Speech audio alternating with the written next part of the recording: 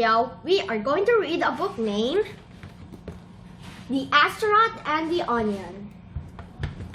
So this story is about a girl who went shopping and then she found a very famous astronaut and then she learned very valuable stuff. So this story is amazing.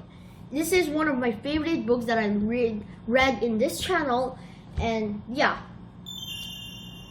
But also, you might be wondering, why am I in this different setup? It's actually my living room.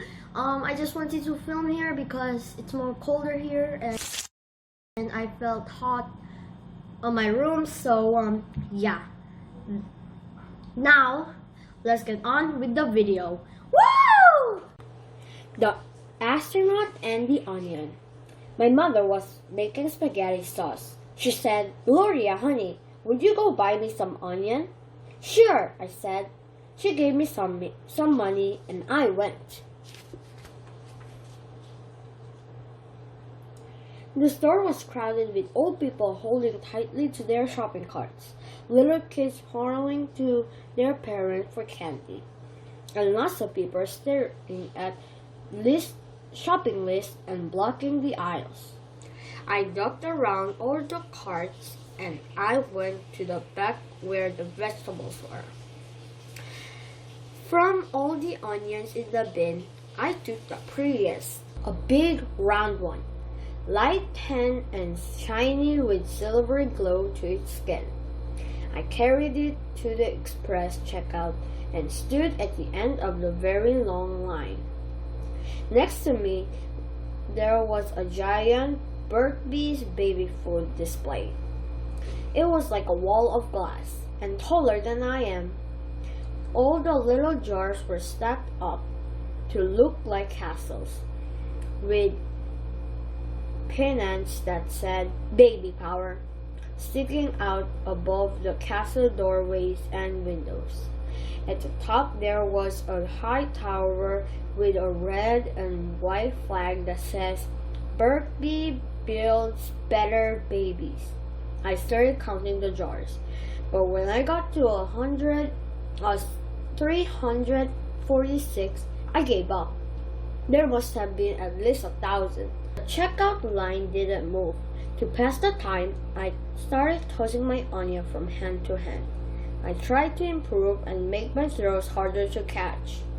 A woman wearing a sky blue jogging suit got in the line behind me. She was holding a cereal box. She smiled at me, and I smiled back.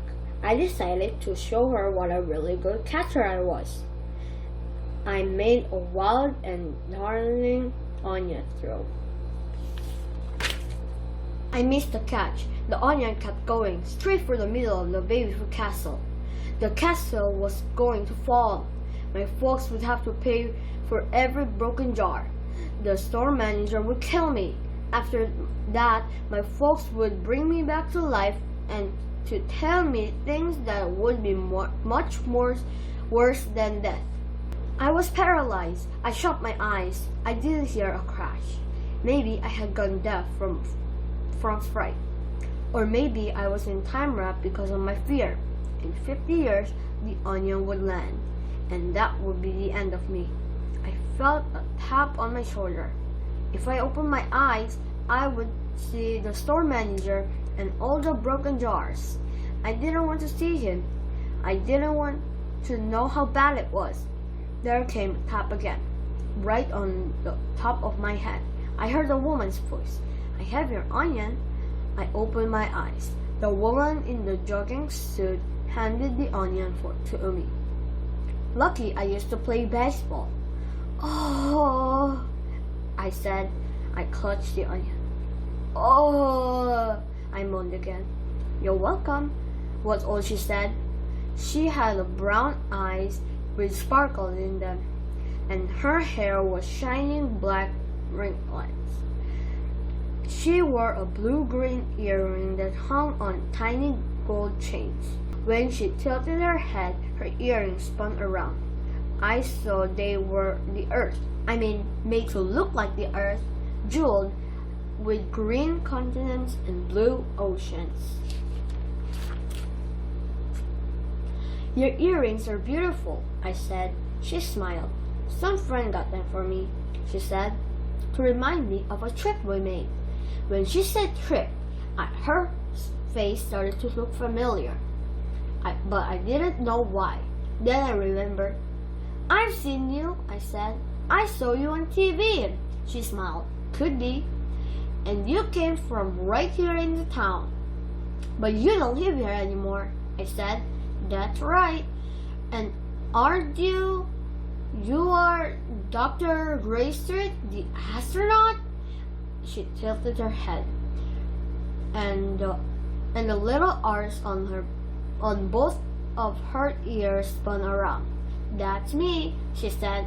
I was amazed because I never thought I would meet a famous person in my life. And yet, one was right beside me in the supermarket. I myself, Gloria Jones, was talking to her, or because of my onion throw. We learned about the space station in the school last year, I said. You were up there, orbiting the Earth. My team and I were up there, Dr. Sturt said. What is space like? You know, she said. How could I know? I said. We're always in space, Dr. Sturt said. We are in space right now. Yes, I said, but what is it like out there, where you went? Out there must be different. Do you really want to know? She asked, and I said yes. The most awesome part was when we had to fix things on the outside of the station. We got our jobs done and floated in our spacesuits, staring out into the universe. There were zillions of stars and space, deep and black, but it didn't seem exactly empty. It seemed to be calling to us to go on an endless journey. And that was very scary. So we turned and looked at Earth. We were 200 miles above it. We saw enormous swirls of clouds and the glow of snowfields at the poles. We saw water like a giant blue cradle for the land. One big ocean. Not oceans. The Earth isn't really chopped up into countries either. Up there, you see, it is one great big powerful living being that knows a lot more than we do. What does it know? I said. It knows how to be Earth, Dr. Seuss said, and that's a lot. I tried to imagine everything she had seen. It gave me a shiver. I wish I could see what you saw, I said. I'd like to be an astronaut. Of course, probably I couldn't. Dr. Strait frowned. Why do you say probably I couldn't? Practically nobody gets to do that, I said. You might be one of the people who do, she said, but you'll never do anything you want to do if you keep saying probably I couldn't. But maybe I can, I protested.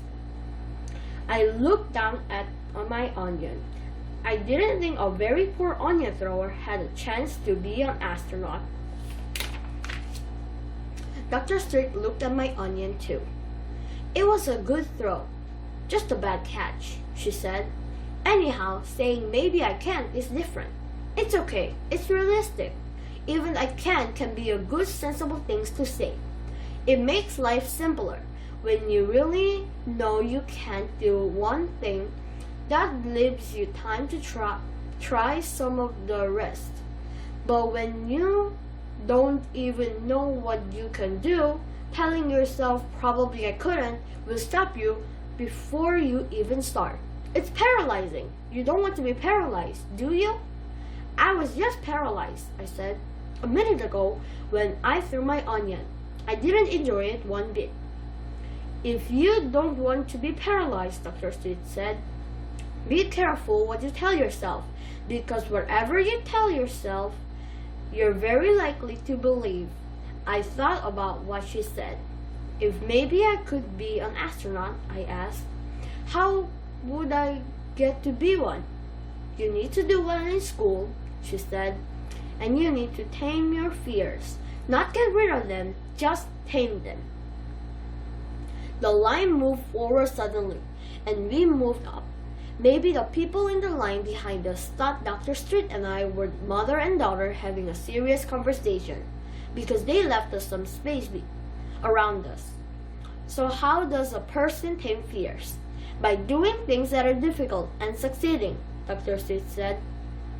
That's how you learn you can count on yourself.